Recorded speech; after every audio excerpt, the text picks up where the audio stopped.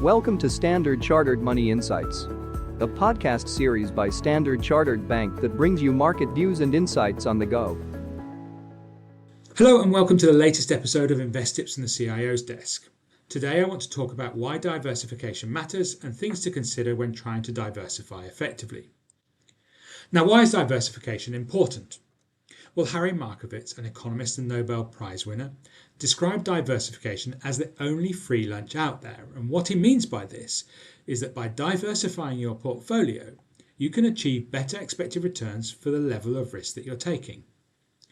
For instance, if your portfolio consists of just one stock, then the performance of your portfolio is solely determined by the performance of that one company.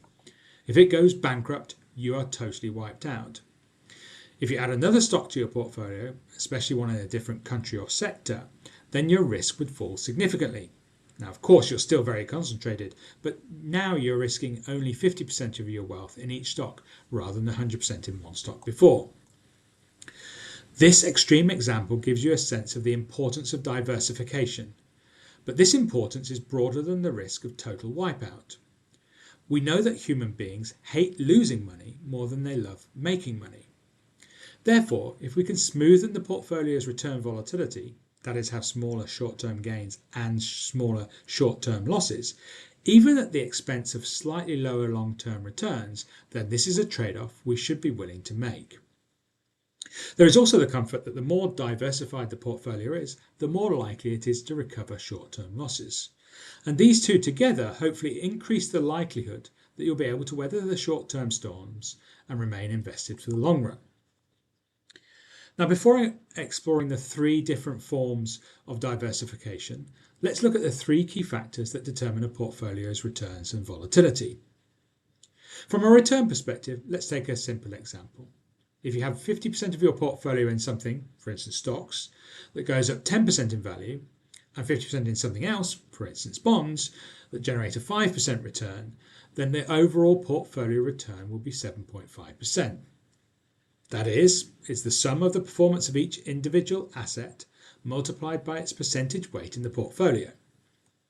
But when it comes to the volatility of the portfolio, it starts to get a little bit more complicated. At the headline level, the portfolio's volatility will be determined by three things. Firstly, the volatility of each asset. Secondly, the weight of each asset in the portfolio. And third, the correlation of returns between each asset within the portfolio, with the lower correlation giving you lower volatility of the portfolio. The free lunch comes from looking for assets that will generate good long-term returns, but with a low or negative correlation with other assets in the portfolio. The challenge is that this correlation is not always stable, but there are some useful rules of thumb that investors can lean on, which we'll discuss as we go through the different forms of diversification.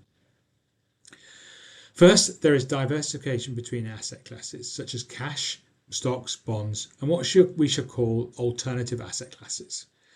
So cash, i.e. deposits, typically has the lowest returns over the long period, but is largely uncorrelated with other asset classes. Bonds usually have higher expected returns than cash and lower than equities. And typically, high-quality bonds have a negative correlation with equities, making them an excellent diversifier, although this is complicated by the fact that during periods of high inflation, the correlation can turn positive. And this is where alternatives such as gold, hedge fund strategies, private credit, private equity and real assets comes in. These can deliver strong returns and also provide strong diversification benefits. Second form of diversification is within asset classes, for instance between different countries and different sectors. Each country faces different economic prospects and policies, and each sector has different drivers. Therefore, diversifying within these can materially reduce portfolio volatility. You can look at the link in the description of our Global Market Outlook, which provides our latest proposed allocations for different risk profiles. The final area to diversify your exposure is across different stocks and bonds. Some companies will do extremely well and others will fail, even within the same industry. Within bonds, having bonds with different maturity and risk profiles can add a further level of diversification. Therefore, ensuring a diversified portfolio at this level can really help volatility. The easiest way to do this is via a mutual fund or an ETF. But if you want to build this via individual stocks and bonds, each additional holding will have a reduced diversification benefit than the previous one. Therefore, a well-constructed stock portfolio, i.e. one that includes stocks across different sectors and geographies, a stock portfolio of 20 to 30 stocks should be sufficient. I understand this podcast might have given you a lot of concepts for you to think about.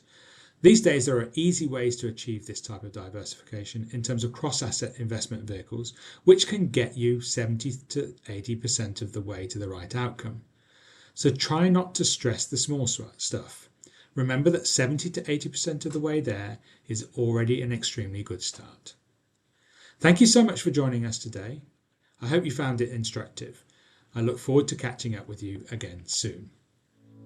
Thank you for listening to Standard Chartered Money Insights, a podcast series by Standard Chartered Bank.